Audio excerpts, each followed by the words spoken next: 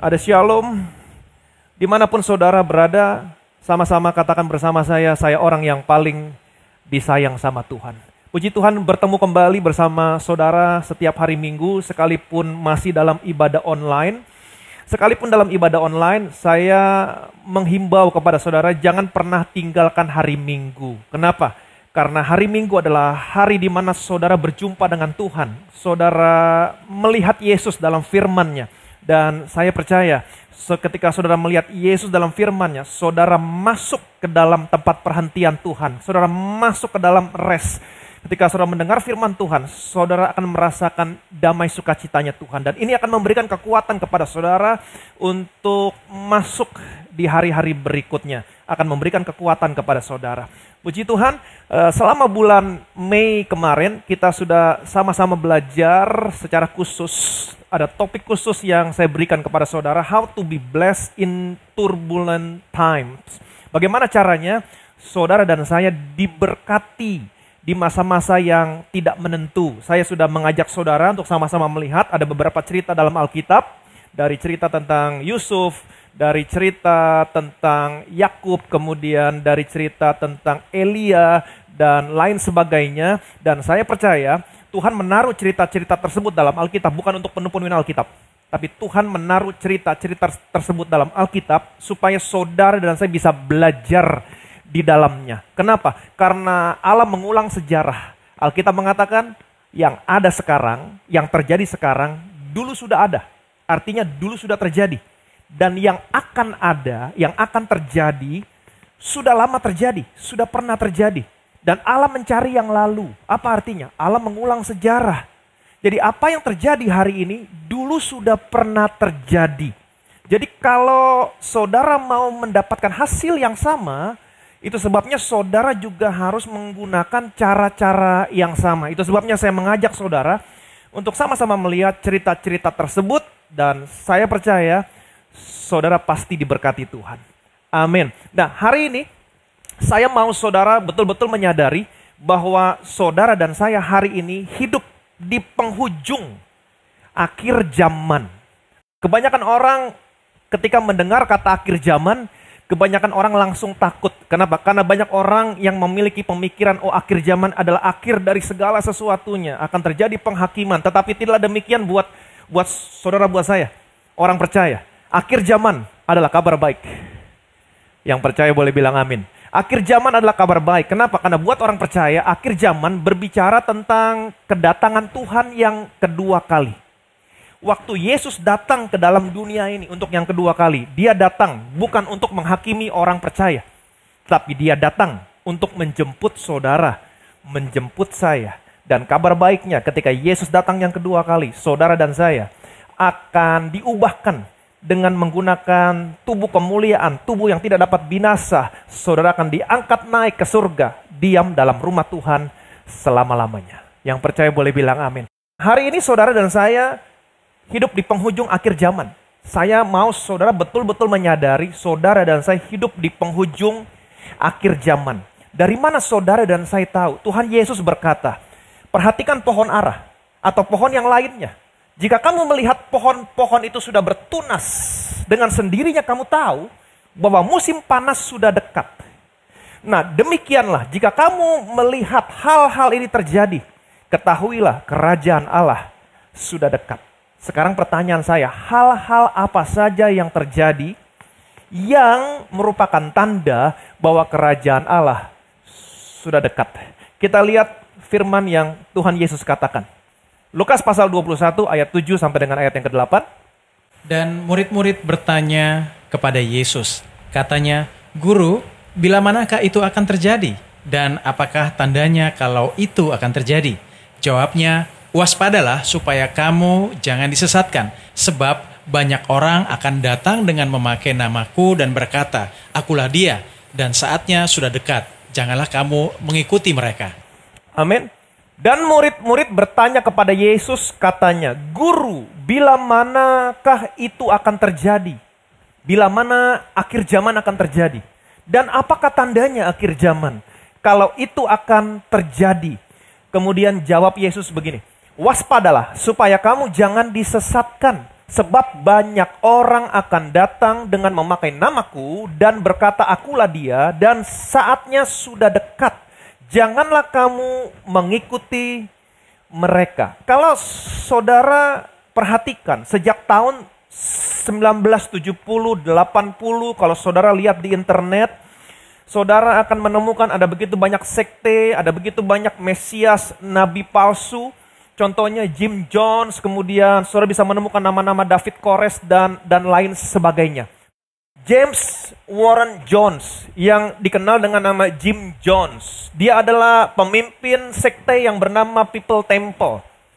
Jim Jones, dia memimpin bunuh diri massal dengan meminum racun bersama dengan kurang lebih 900 pengikutnya, 614 orang dewasa dan 300 anak-anak. Ini semua terjadi tahun 1978.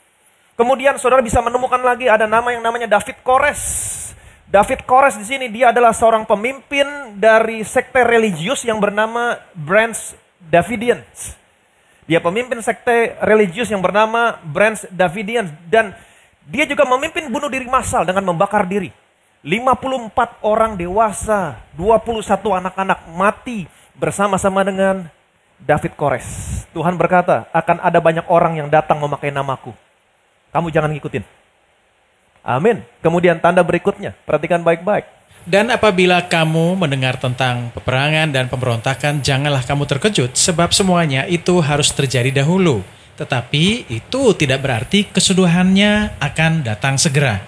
Ia berkata kepada mereka, bangsa akan bangkit melawan bangsa dan kerajaan melawan kerajaan. Tanda yang kedua, perhatikan baik-baik. Dan apabila kamu mendengar tentang peperangan, saudara bisa lihat, ini semua terjadi pada zaman generasi saudara, zaman generasi saya. Perang dunia pertama, perang dunia kedua. Dan pemberontakan.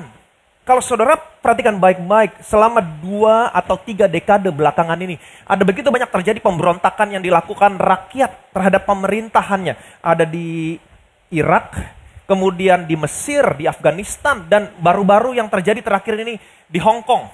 Dan masih banyak lainnya.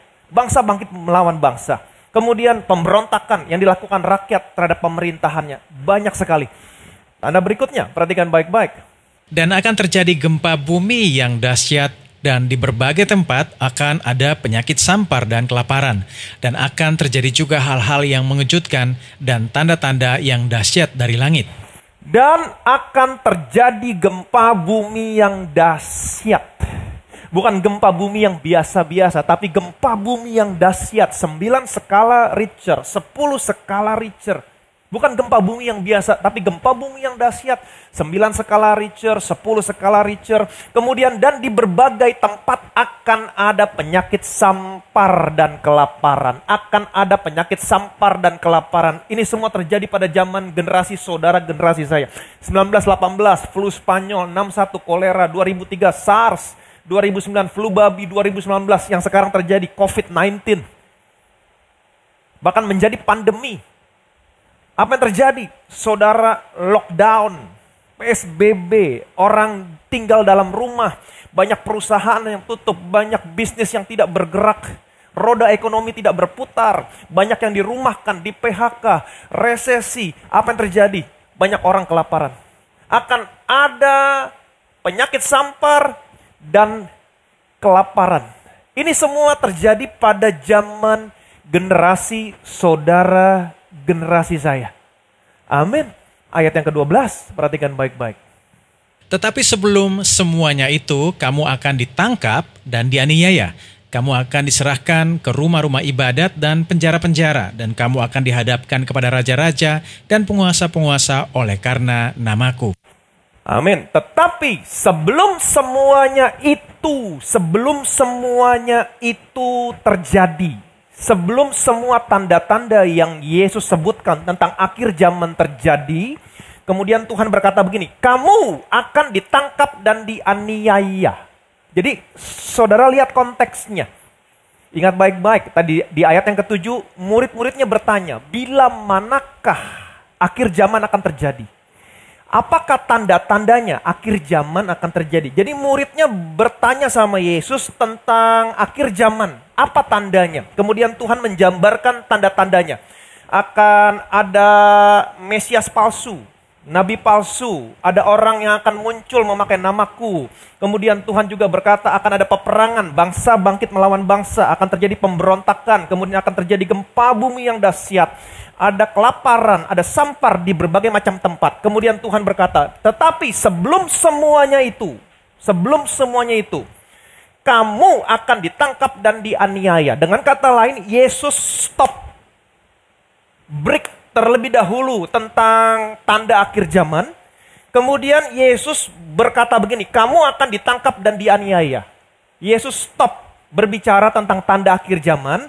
Kemudian Yesus memberitahukan kepada murid-muridnya tentang apa yang akan terjadi sama mereka di Yerusalem. Kamu akan ditangkap dan dianiaya. Kamu akan diserahkan ke rumah-rumah ibadat dan penjara-penjara. Dan kamu, murid-muridnya, akan dihadapkan kepada raja-raja dan penguasa-penguasa oleh karena namaku.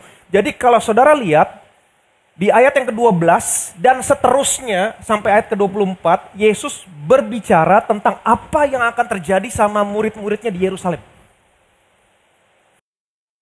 Yesus berbicara tentang apa yang terjadi dengan Yerusalem. Jadi kalau saudara perhatikan baik-baik, setelah tahun 70-80 sesudah Masehi, tentara Romawi masuk ke Yerusalem di bawah pimpinan Jenderal Titus. Yerusalem dihancurkan. Nah, ketika semuanya ini terjadi, Yesus berkata, jika kamu melihat semuanya ini terjadi, kamu harus lari ke pegunungan. Ini berbicara tentang apa yang terjadi di Yerusalem sesudah mereka menolak Yesus. 70-80 sesudah Masehi. Jadi ayat 12 sampai ayat 24, semua yang Yesus katakan dalam ayat 12 sampai 24 itu semuanya tentang apa yang terjadi dengan Yerusalem. Dan saya mau kasih tahu, semuanya sudah terjadi. Artinya ayat 12 sampai 24 saudara tidak akan pernah mengalami. Yang percaya boleh bilang amin. Amin. Nah, ayat 24, perhatikan baik-baik. Lihat. Dan mereka akan tewas oleh mata pedang dan dibawa sebagai tawanan ke segala bangsa. Dan Yerusalem akan diinjak-injak oleh bangsa-bangsa yang tidak mengenal Allah sampai genaplah zaman bangsa-bangsa itu. Jadi waktu tentara Romawi masuk ke Yerusalem di bawah pimpinan Jenderal Titus, banyak di antara mereka yang tewas oleh pedang. Banyak yang mati oleh pedang, dibunuh. Kemudian apa lagi? Dan dibawa sebagai tawanan ke segala bangsa. Banyak di antara mereka yang dibawa sebagai tawanan ke segala bangsa. Istilahnya mereka diserahkan ke segala bangsa. Ini istilahnya diaspora. Saudara pernah dengar istilah diaspora? Mereka diserahkan ke segala bangsa. Itu sebabnya sampai hari ini, saudara bisa menemukan hampir di seluruh penjuru dunia ada orang Yahudi di sana. Diaspora, diserahkan ke segala bangsa. Kemudian dikatakan, dan Yerusalem akan diinjak-injak oleh bangsa-bangsa yang tidak mengenal Allah sampai genaplah zaman bangsa-bangsa itu. Jadi Yerusalem pernah ada di bawah kekuasaan Romawi, kemudian di bawah kekuasaan Turki, sampai Inggris masuk ke Yerusalem. Membebaskan Yerusalem.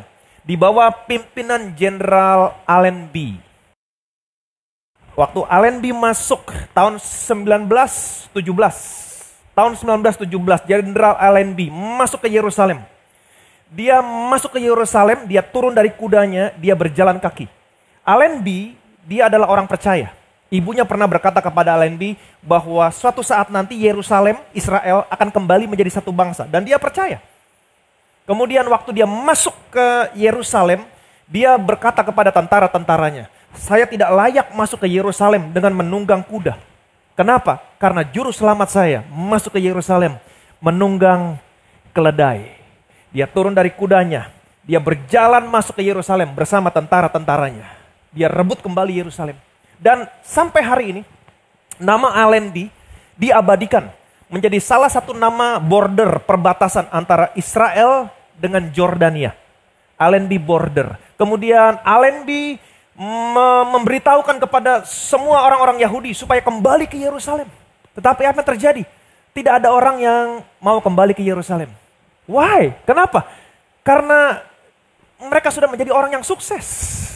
Dan kesuksesan mereka menimbulkan iri hati dari bangsa-bangsa lain, terutama Hitler. Hitler, itu sebabnya terjadi peristiwa Holocaust. Di mana Hitler membantai, membunuh sampai 6 sampai 7 juta orang Yahudi di seluruh daratan Eropa Timur. Karena peristiwa inilah Holocaust membuat orang-orang Yahudi pada akhirnya mereka mau kembali ke Yerusalem. Kemudian 50 tahun kemudian, sejak tahun 1917, 50 tahun kemudian, 1967, apa yang terjadi? Perang 6 hari, di mana orang-orang Israel berhasil kembali merebut Yerusalem. Setelah sekian lama, Yerusalem ada di bawah kekuasaan bangsa-bangsa yang tidak mengenal Allah. Yesus berkata, Yerusalem akan diinjak-injak oleh bangsa-bangsa yang tidak mengenal Allah sampai genaplah zaman bangsa-bangsa itu. Ini semuanya terjadi pada zaman saudara, pada zaman saya. Ini semua sudah terjadi pada generasi saudara, generasi saya. Saudara dan saya betul-betul hidup di penghujung akhir zaman. Oke, jadi perhatikan baik-baik ayat 7 sampai ayat 11, Yesus berbicara tentang tanda-tanda akhir zaman. Betul? Ayat 7 sampai ayat 11, Yesus berbicara tentang tanda-tanda akhir zaman. Banyak orang memakai nama Tuhan, ada peperangan, pemberontakan, terjadi gempa bumi yang dahsyat, kemudian ada penyakit sampar, ada kelaparan, ayat 11, kemudian ayat 12 sampai ayat 24, Yesus stop berkata tentang tanda akhir zaman, tetapi dia berkata tentang apa yang akan terjadi sama Yerusalem. Sesudah tahun 70, 80, sesudah Masehi, sesudah mereka menolak Yesus, Yesus disalibkan, ini yang terjadi sama Yerusalem. Yesus berkata kepada murid-muridnya, kamu akan ditangkap sebelum semuanya ini terjadi, kamu akan ditangkap, dianiaya, dipenjara, dibenci. Yerusalem akan dikepung, diruntuhkan, akan ada kesesakan yang dahsyat. Kamu akan dibunuh, kamu akan dibawa sebagai tawanan ke segala bangsa. Diserahkan, diaspora. Jadi ayat 12 sampai 24, Yesus berbicara tentang apa yang terjadi sama Yerusalem. Dan ini semua sudah terjadi. Saudara tidak akan pernah mengalaminya. Amin. Kemudian ayat 25 dan seterusnya, Yesus melanjutkan kembali tentang tanda-tanda akhir zaman. Ayat 25-33 itu Yesus melanjutkan kembali tentang tanda-tanda akhir zaman. Ayat yang ke-25. Dan akan ada tanda-tanda pada matahari dan bulan dan bintang-bintang. Dan di bumi bangsa-bangsa akan takut dan bingung menghadapi deru dan gelora laut. Dan akan ada tanda-tanda pada matahari dan bulan dan bintang-bintang. Dan di bumi. Bangsa-bangsa akan takut dan bingung menghadapi deru dan gelora laut. Bangsa-bangsa akan takut dan bingung menghadapi deru dan gelora laut. Apa yang dimaksud dengan deru dan gelora laut di sini? Apa yang dimaksud dengan deru dan gelora laut di sini? Kalau kita kembali tadi kita melihat bagan yang tadi, perhatikan baik-baik Lukas 21 ayat 7 sampai 11, Yesus berbicara tentang akhir zaman. Kemudian Yesus lanjutkan ayat 25 sampai 33 tentang akhir zaman. Di tengah-tengah sini Yesus break, Yesus berbicara tentang apa yang terjadi sama Yerusalem. Ini sudah terjadi. Betul? Nah, kalau kita hapus, kita hilangkan apa yang Yesus katakan tentang Yerusalem, kita hanya melihat tanda-tanda akhir zaman.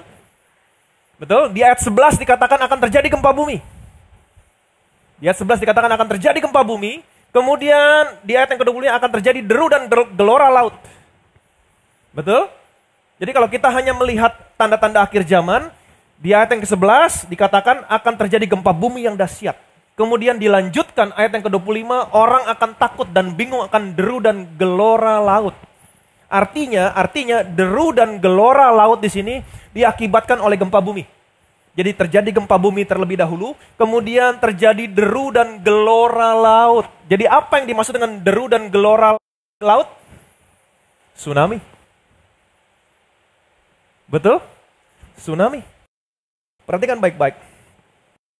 Dulu ketika terjadi gempa bumi, orang tidak pernah ribut tsunami. Tetapi sejak 26 Desember 2004,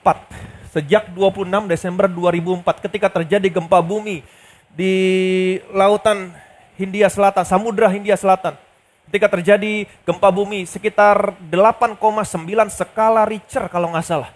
Terjadi gempa bumi yang dahsyat. Kemudian setelah itu terjadi gelombang tsunami yang besar yang menyebabkan sekitar 200.000 orang kurang lebih tewas saat itu. Nah, sejak saat itu kalau saudara perhatikan baik-baik, ketika terjadi gempa bumi, orang ketakutan, bingung akan terjadi tsunami. Sejak saat itu. Betul? Itu sebabnya hari-hari sekarang ini, kalau saudara perhatikan baik-baik, ketika terjadi gempa bumi, selalu setelah terjadi gempa bumi, waktu diinformasikan telah terjadi gempa di titik sekian, sebesar skala Richter sekian, setelah itu disertai informasi tidak berpotensi terjadinya tsunami. Atau dikatakan berpotensi terjadinya tsunami. Nah, ini terjadi semua dalam generasi saudara, dalam generasi saya. Ini tanda-tanda akhir zaman. Orang akan bingung, takut akan deru dan gelora laut yang disebabkan oleh gempa bumi. Ini terjadi pada zaman generasi saudara, generasi saya. Amin. Ayat berikutnya, ayat 26. Perhatikan baik-baik. Orang akan mati ketakutan karena kecemasan berhubung dengan segala apa yang menimpa bumi ini, sebab kuasa-kuasa langit akan goncang. Orang akan mati ketakutan karena kecemasan berhubung dengan segala apa yang menimpa bumi ini, sebab kuasa-kuasa langit akan goncang. Kuasa-kuasa langit akan goncang. Dalam Alkitab, kitab versi King James, terjemahannya, the power of heaven will be shaken. The power of heaven will be shaken. Saya mau saudara mengerti. Perhatikan baik-baik. King James, terjemahan King James kurang lebih berumur 400 tahun. Waktu King James menulis ini, waktu King James menerjemahkan dari bahasa aslinya, dari bahasa Yunaninya, power, itu dalam bahasa Yunani terjemahannya adalah dunamis, power, energi. Kemudian heaven di sini terjemahannya adalah Uranus. Uranus adalah terjemahan dalam bahasa Yunani untuk atom uranium. Energi Uranus, apa itu? Energi nuklir. Energi nuklir. Apa itu energi nuklir? Energi yang terjadi ketika atom uranium terpecah.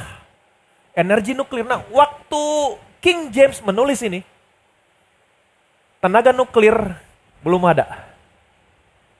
Betul? Tenaga nuklir belum ada. Kemudian will be shaken. Shaken di sini terjemahannya dalam bahasa Yunani adalah salio. Suatu pergerakan yang dihasilkan oleh angin badai atau gempa bumi. Menurut Thayer's Greek Definition, TGD. Salio shaken di sini adalah suatu pergerakan yang diakibatkan gempa bumi. Jadi waktu terjadi gempa bumi, perhatikan baik-baik, energi nuklir akan tergoncang. Waktu King James menulis ini, 400 tahun yang lalu, energi nuklir belum ada. Wow, Tuhan Yesus bernubuat, tanda-tanda akhir zaman. Akan terjadi gempa bumi yang dahsyat, deru dan gelora laut, tsunami, kemudian energi nuklir akan tergoncang. Apakah ini semua sudah terjadi? 11 Maret 2011. 11 Maret 2011. Kalau saudara baca beritanya, terjadi gempa bumi yang dahsyat, kurang lebih 9 skala Richter di Fukushima, Jepang. Waktu terjadi gempa bumi di sini, apa yang terjadi? Ada tsunami. Kemudian menghancurkan salah satu reaktor nuklir mereka yang ada di Fukushima. Dan ini merupakan bencana nuklir, reaktor nuklir yang terbesar kedua setelah Chernobyl, yang mengakibatkan 15.896 orang tewas. Ini terjadi pada generasi saudara, generasi saya. Tetapi Tuhan berkata, dunia boleh takut, cemas, banyak yang mati karena ketakutan. Tapi tidaklah demikian sama saudara sama saya. Yang percaya boleh bilang amin.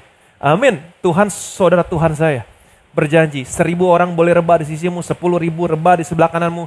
Tapi semuanya itu tidak akan pernah menimpa saudara, menimpa saya. Yang percaya boleh bilang amin. Ayat berikutnya, perhatikan baik-baik. Jangan takut. Pada waktu itu, orang akan melihat Anak Manusia datang dalam awan dengan segala kekuasaan dan kemuliaannya.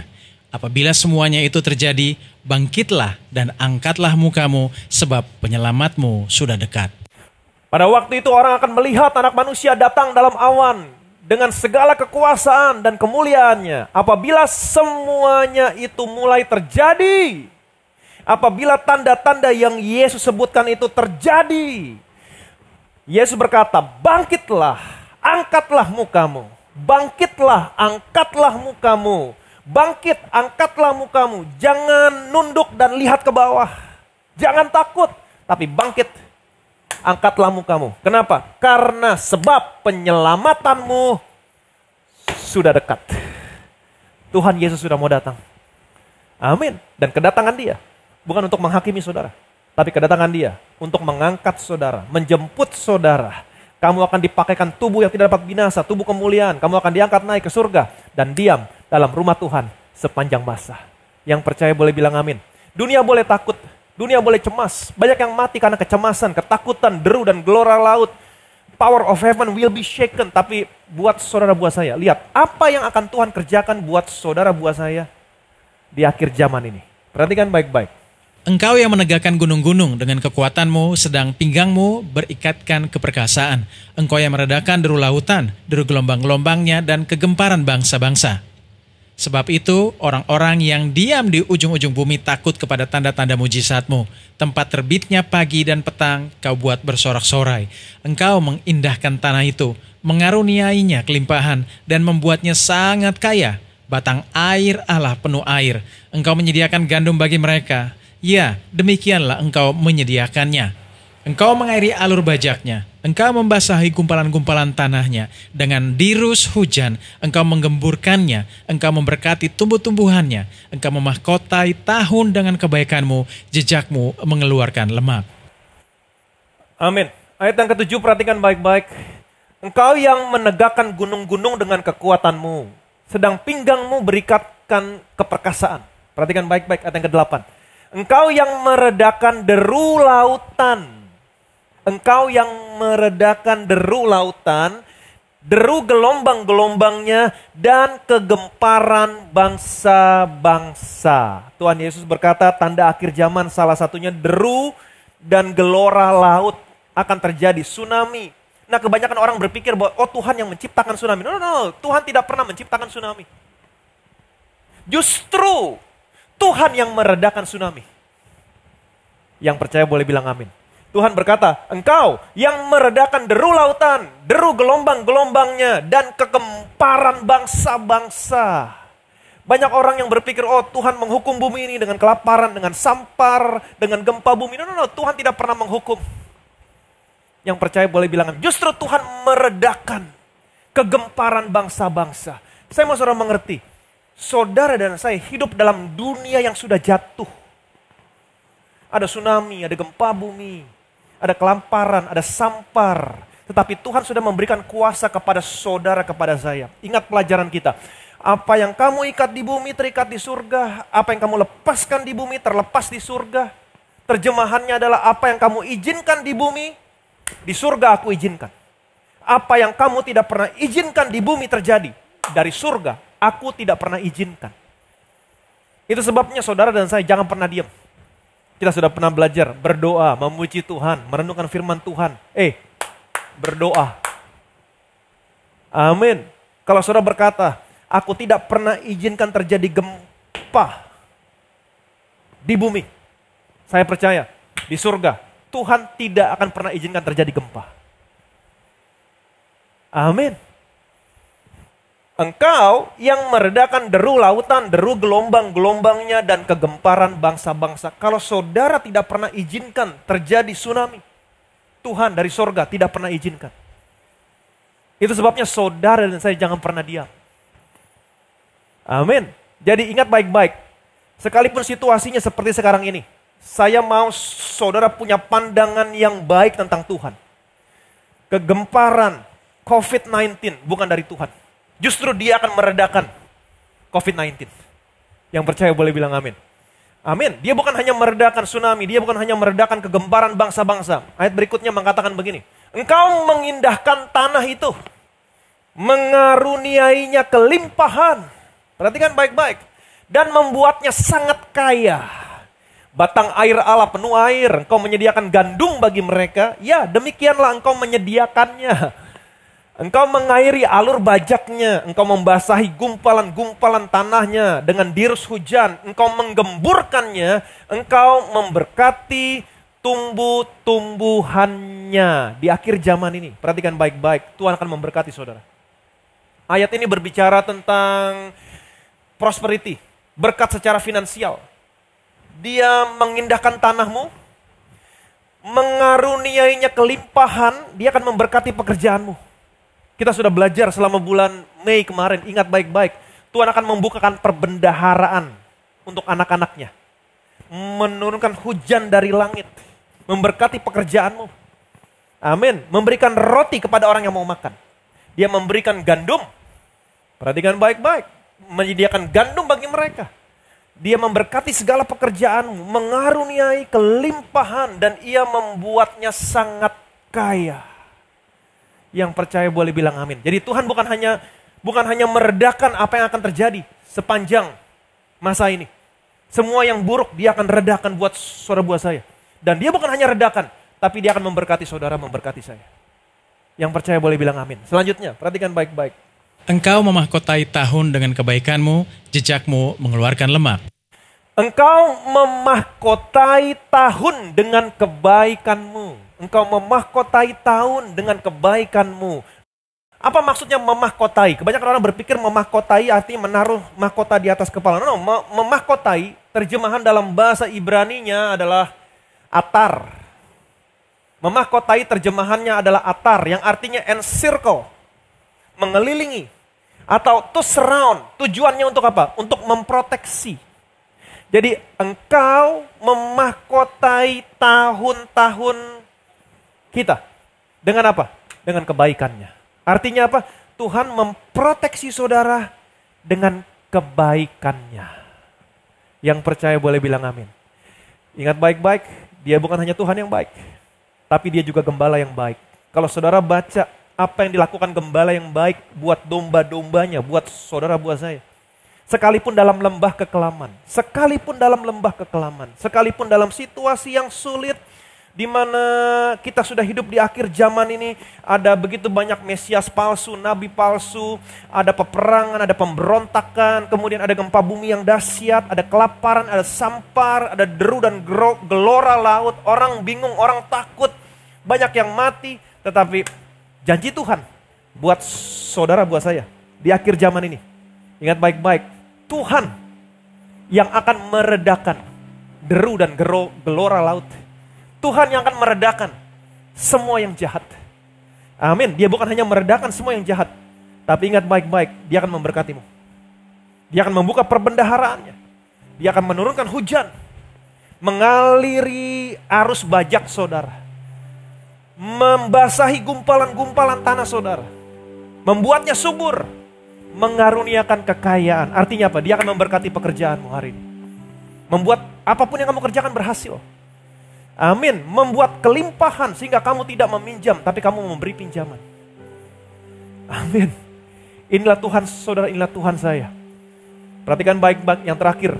Dia berkata begini, engkau memahkotai tahun dengan kebaikanmu.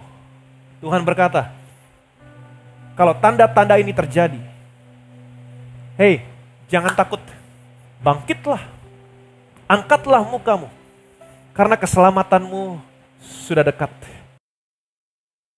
Dia memahkotai kamu dengan kebaikannya. Pemazmur berkata, sekalipun aku dalam lembah kekelaman, aku tidak pernah takut bahaya, sebab engkau besertaku. Amin. Engkau besertaku. Engkau meredakan deru dan gelora laut. Engkau meredakan kegemparan bangsa-bangsa. Sekalipun dalam lembah kekelaman, engkau menyediakan hidangan bagiku di hadapan lawan-lawanku. Engkau mengairi alur bajak dengan air, dengan derus hujan. Engkau mengaruniakan kelimpahan, membuat kami sangat kaya. Engkau memberkati pekerjaan kami, membuat tumbuh-tumbuhan subur. Dia akan memberkati segala pekerjaanmu. Amin. Dan dia memahkotai kamu dengan segala kebajikan. Itu sebabnya pemazmur berkata, kemurahan, kebajikan belaka yang mengikuti kami sepanjang umur hidup kami. Betapa saudara dan saya diberkati memiliki Allah yang demikian. Allah yang sekali-kali tidak pernah meninggalkan saudara. Amin.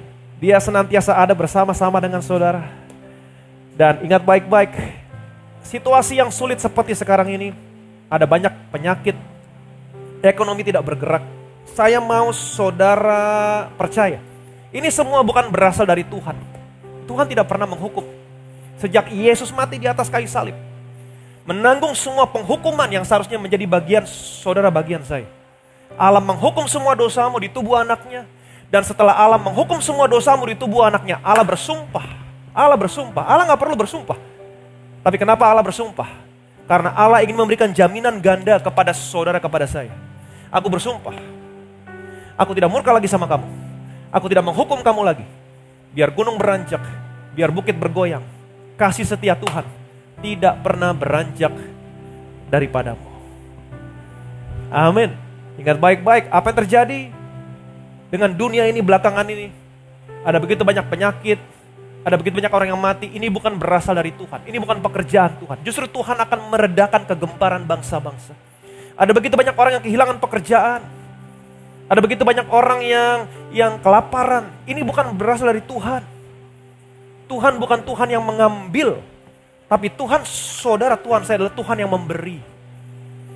Dalam situasi yang sulit seperti sekarang ini, saya mau saudara mengerti, Dia akan mengindahkan tanahmu. Dia akan mengaliri arus bajakmu dengan air. Dia akan membasahi gumpalan-gumpalan tanahmu. Artinya apa? Dia memberkati pekerjaan. Apapun yang kamu kerjakan, Dia buat berhasil. Amin. Dan saya percaya, tahun-tahun ini, dan saya percaya tahun-tahun ini, Dia akan memahkotai saudara. Dia memproteksi saudara dengan segala kebaikannya. Itu sebab pemazmur berkata, sekalipun kami dalam lembah kekelaman, kebajikan, kemurahan belaka yang mengikuti kami sepanjang umur hidup kami. Betapa saudara dan saya diberkati memiliki Allah yang seperti Dia. Dan saya percaya tuh, dan saya percaya dalam situasi yang sulit seperti sekarang ini, akhir zaman, dan saya percaya saudara akan melihat pemeliharaan, penyertaan Tuhan tetap sempurna dalam hidupmu. Saudara akan melihat bagaimana Tuhan memberkati segala pekerjaanmu. Saudara akan melihat bagaimana Tuhan memproteksi saudara dengan kebaikannya. Yang percaya boleh bilang amin. Amin. Diberkatilah saudara. Bapa dalam surga, betapa kami bersyukur Tuhan. Memang kami hidup di penghujung akhir zaman. Ada Mesias palsu. Ada sekte-sekte yang bermunculan. Ada begitu banyak peperangan, pemberontakan, bangsa bangkit melawan bangsa, gempa bumi yang dahsyat, kelaparan, sampar, deru dan gelora laut. Tetapi kami percaya, semuanya ini bukan berasal daripadamu Tuhan. Justru Engkau yang meredakan deru dan gelora laut. Engkau yang meredakan kegemparan. Karena kami tahu, kami hidup dalam dunia yang sudah jatuh. Tetapi Engkau telah memberikan kuasa kepada kami. Apa yang kamu ikat di bumi terikat di surga. Apa yang kamu lepaskan di bumi terlepas di surga. Artinya apa yang kami tidak pernah izinkan terjadi, surga juga tidak akan pernah izinkan. Apa yang kami izinkan terjadi, surga izinkan. Itu sebabnya dengan kuasa yang telah Engkau berikan kepada kami, maka kami percaya Tuhan, kalau kami tidak pernah izinkan sesuatu yang jahat terjadi, surga juga tidak akan pernah izinkan. Dan kami percaya Tuhan, di akhir zaman ini, kami akan tetap melihat bagaimana tangan Tuhan memberkati kami, memberkati anak-anak-Mu. Sebagaimana janji-Mu mengatakan Engkau akan memberkati tanah kami, mengairi alur bajak kami dengan air, membasahi gumpalan-gumpalan tanah kami, mengaruniai kelimpahan, dan Kau memberkati tumbuh-tumbuhan kami. Artinya, sekalipun tahun kering, kami tetap menghasilkan buah yang berlimpah. Dan Engkau akan memproteksi kami, anak-anak-Mu, dengan kebaikan-Mu. Kami percaya Tuhan, Dunia boleh ditimpa kemalangan, kesukaran. Tetapi buat anak-anak-Mu, janji-Mu Tuhan, kebajikan, kemurahan belaka yang mengikuti kami sepanjang umur hidup kami.